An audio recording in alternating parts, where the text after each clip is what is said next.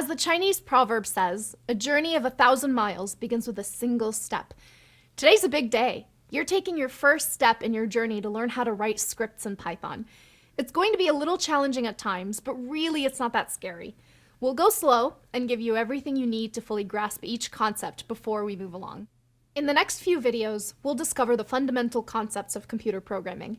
You'll learn what a programming language is, what scripting is, what languages are out there other than Python, and how this all relates to IT. We'll also have you coding before you know it, with small coding exercises we've cooked up to give you hands-on practice with Python. This will include writing your very first Python script. But always keep in mind, if at any point along the way you feel lost or confused, don't panic. You can watch the videos as many times as you need to let the concepts sink in. Plus, you can ask questions in the discussion forums, which is one of the best ways to find extra information and connect with other learners. When I was asked to participate in this program, it made me think about when I first started to code.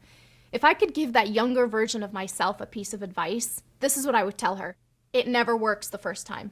Seriously, as a newbie, I expected it all to work like magic. I thought that following the rules and getting it right the first time would prove my value as a coder, but that's just not true. Not even the best of the best. If you expect to write perfect code on the first shot, you're going to be disappointed. You hear that, younger self? Try not to feel overwhelmed by the details. Connecting the dots only comes with experience, so best way to learn is to just jump in. The truth is, everyone learns at their own pace. If you already know some of these concepts, feel free to skip ahead to the parts that interest you the most. If you're starting from scratch, take as long as you need for each concept.